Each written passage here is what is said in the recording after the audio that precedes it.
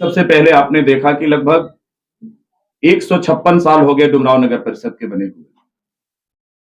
पूर्व के बुजुर्गों ने डुमरांव को यहां तक ला करके जो है छोड़ा, लेकिन विगत 2 दशक के बाद, 2 दशक पहले से अभी अब तक वर्तमान में मैं बता दूं आपको कि जो भी चेयरपर्सन आया वार्ड कमिश्नरों के द्वारा चुना हुआ, जो जिसमें हालांकि राजनीति में लिटरेसी का कोई मतलब नहीं होता है, लेकिन कंप्लीट इलिटरेट बॉडी इन केन प्रकारेण पैसे का, धनबल का, जनबल का, बाहुबल का इस्तेमाल करके यहां कुछ दलालों ने, कुछ समाज के ऐसे गैर संवैधानिक शब्द हम यूज कर रहे हैं, नहीं करना चाहिए, तत्वों ने यहां चेयरमैन की कुर्सी को मजाक बना के रख दिया और चेयरपर्सन की कुर्सी पर ले जाकर बैठा दिया। क्योंकि चेयरमैन की कुर्सी, आप भी जानते हैं कि चेयरमैन, नगर पालिका, नगर परिषद, नगर पंचायत एक स्वतंत्र प्रणाली है और चेयरपर्सन जो होता है उसके अपने कुछ अधिकार होते हैं। वो एक अपने आप में उस कुर्सी का एक बहुत बड़ा महत्व होता है, जनता के बीच में जा करके उनके सवालों का जवाब देना, जनता की सुविधाओं का ख्याल रखना, जनता के सुख दुख का साथी बनना, जनता त्राहिमाम की स्थिति में अगर है तो उनके चेहरे से जो सिक्कन हटाने का काम है वो चेयरपर्सन जो होता है, जो नगर परिषद का अध्यक्ष होता है, उसकी अपनी जिम्मेदारी होती है। सर, अगर सामाजिक गतिविधि की बात की जाए तो कोरोना काल से लेकर के अभी तक आप समाज और राष्ट्र हित में काम करते चले आए हैं।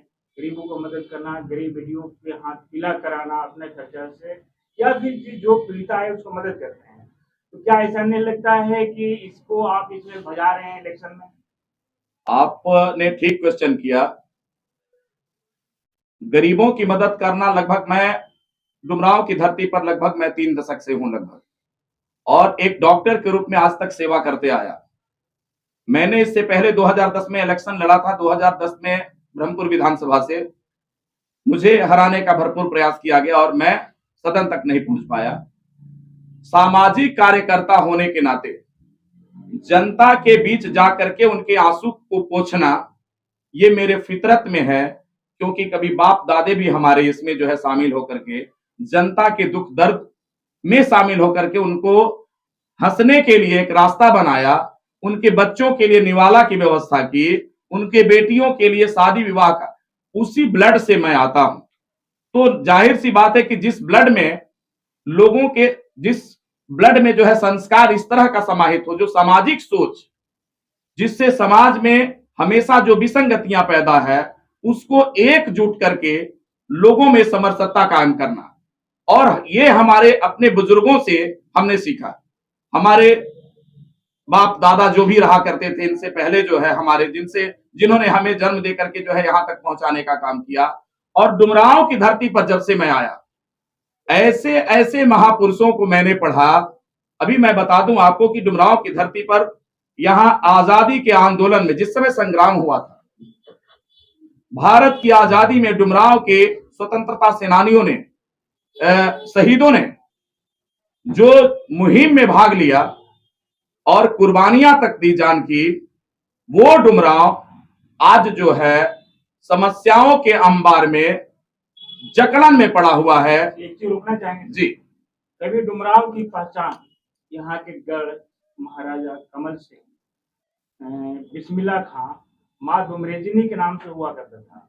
लेकिन तमाम चीजों पर काली बादल छाते नजर आ रहे हैं, धूमिल होते नजर आ रहे हैं। तो क्या आपका जो जीत पकी हो जाती है, जीत की सेहरा जनता आपके सर बांध देती है, तो इन चारों में से आपका पहला प्राथमिकता क्या होगा? सबसे पहले मैं बता दूं आपको कि जो मैंने बताया आपको पत्रकार साहब की चेयरपर्सन की जो जिम्मेदारी होती है, नगर परिषद का चेयरमैन बनने का सबसे बड़ा व्यवस्था को लेकर के अगर बात कहूं तो मेरी पत्नी जो है एडवोकेट मिक्की सैनी जो है आपके सवालों का भी जवाब देंगी। लेकिन सबसे पहले प्राथमिकता के तौर पर मैं बता दूं, अभी विकराल समस्याएं खड़ी है यहाँ के व्यवसायियों के ऊपर, यहाँ की गरीब जनता के ऊपर। 1%, 1 स्क्वायर फीट के हिसाब से जो लेना चाहिए, 1 रुपए के हिसाब से, इस टैक्स के आलम में जूझ रही क्या कहते हैं, डुमरांव नगर परिषद की जनता और यहाँ के व्यवसायी त्राहिमाम के आलम में है और अपनी गाढ़ी कमाई जो है लुटा रहे हैं। मजबूरी है। दूसरी चीज, आपने कहा बिस्मिल्लाह खान जी का नाम लिया, महाराजा कमल सिंह जैसे महापुरुष ने इस डुमरांव की धरती को सींचने का काम किया। ये लोग ऐतिहासिक व्यक्ति हैं और विचारधारा के भी जो है महान विचारधारा के व्यक्ति हैं। बिस्मिल्लाह खान जैसे महापुरुष का डुमरांव की धरती पर जन्म लेना ये अपने आप में एक ऐतिहासिक चीज है।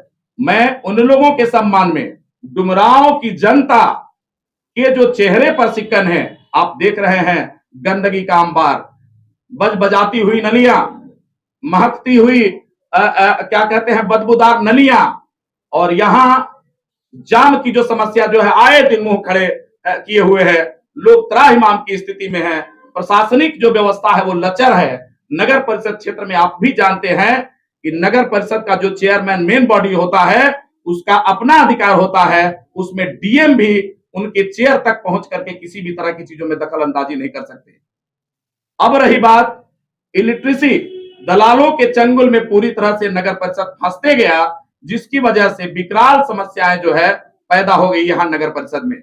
आपको पत्रकार साहब मैं बता दूं कि आज के डेट में जो यहाँ का नगर परिषद का जो कार्यपालक पदाधिकारी, इससे पहले भी जो रहे, उन लोगों के ऊपर गबन का मामला हुआ। उसके पीछे का कारण क्या है? जो चेयरपर्सन होता है वो अपने अधिकार क्षेत्र को जानता नहीं कि मेरा अधिकार क्षेत्र। आपको मैं बता दूं कि जिस समय 73वें संशोधन के तहत पंचायती राज बना, उसके भी कुछ आर्टिकल्स बने। 74वें संशोधन के तहत नगर परिषद और नगर निगम बना, उसके भी कुछ आर्टिकल्स हैं जो जनता की सेवा के लिए, जनता की भलाई के लिए बाबा साहब अंबेडकर ने इसमें जो है समाहित किया।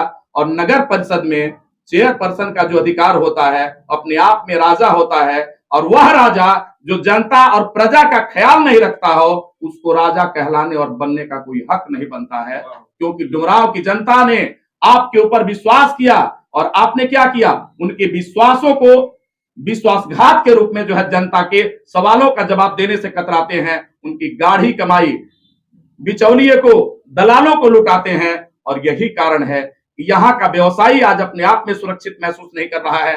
आए दिन यहाँ गोलियां चलती है, आए दिन यहाँ धमकियां मिलती है व्यवसायियों को। दावे के साथ मैं कह रहा हूं, एडवोकेट मिक्की सैनी के आने का मतलब ही यह है कि डुमरांव में चहुं और विकास, चाहे वो सफाई, चाहे वो पढ़ाई, चाहे वो दवाई, चाहे वो टैक्स, जितने भी हैं, ये सारे चीजों को धरातल पे ला करके दिखाने का काम एडवोकेट मिक्की सैनी करेंगी। अगर डुमरांव की जनता ने सुशिक्षित, योग्य और कर्मठ उम्मीदवार चाहते हैं, अपनी भलाई चाहते हैं, तो दावे के साथ कह रहा हूं कि अगर नगर परिषद डुमरांव में नगर चेयरमैन के रूप में अगर एडवोकेट मिक्की सैनी को अगर यहाँ की जनता, देवी रूपी जनता ने अगर स्नेह दिया, प्रेम दिया, तो आदर्श डुमरांव कैसे कहा जाता है। संभ्रांत परिवार के लोग नगर परिषद में जाकर के जाते हैं तो कुर्सी तक नहीं मिलती है।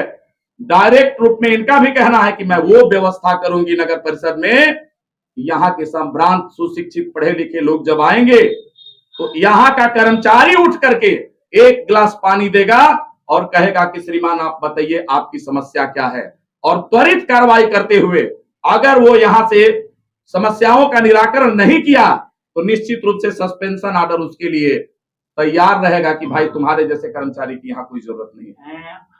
बगल में यहाँ श्रीमती जी हैं जो कि शिक्षित एक विद्वान है, एडवोकेट भी हैं, पटना हाईकोर्ट। मैडम, जनता जीत की सेहरा आपके सर बांध देती है तो आपका पहला प्राथमिकता क्या होगा युवाओं के लिए और महिलाओं के लिए डुमरांव? सबसे पहले तो यहाँ एक दो पंक्ति बोलेंगे। सरफिरोशी की तमन्ना अब हमारे दिल में है, देखना है जोर कितना बाजुए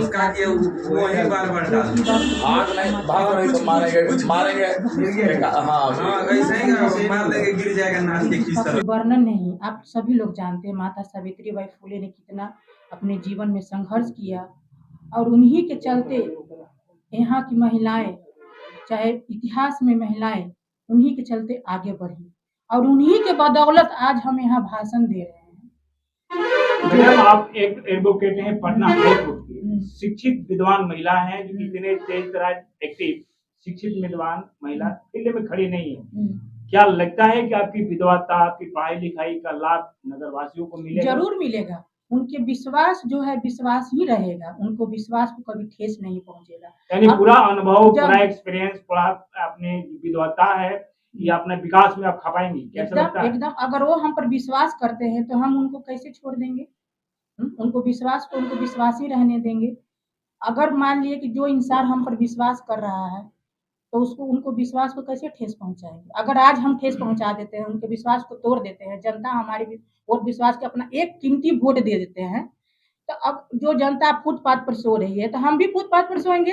वो साइकिल पर चल रहे हैं, हम भी साइकिल पर चलेंगे। वो आपके पैदल चल रहे हैं, हम भी स्वामी देव चलेंगे। एक बहुत बड़े समाज सेवी हैं, बड़े समाज में आदर्श नाम ली जाती है डॉक्टर साहब। मेडिकल से लेकर के आर्थिक तक मदद करते हैं। कोरोना काल हो, गरीब बेटी का शादी हो, हाथ पीला कराना, या ऐसे जो जनमानस आते हैं, पीड़िता होते हैं, उनको मदद करना उनकी दिनचर्या में शामिल रहती है।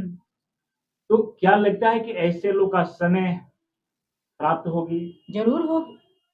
जो गरीब लड़कियों की शादी करना, उनको शिक्षा में आगे बढ़ाना, जो ऐसी लड़कियां हैं जो आगे बढ़ना चाहती हैं, उनको मंजिल नहीं मिल रहा है, उनको हम ऊपर बढ़ाएंगे।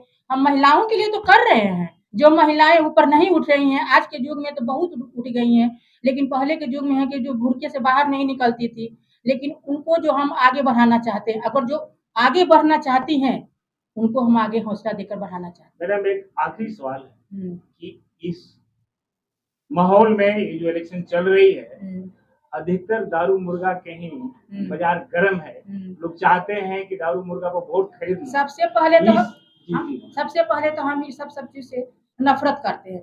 हमको वोट मिले या ना मिले, हम सच्चाई के रास्ते पर चलेंगे। हम 500 रुपये के चलते अपना वोट नहीं बेचेंगे या ना देंगे।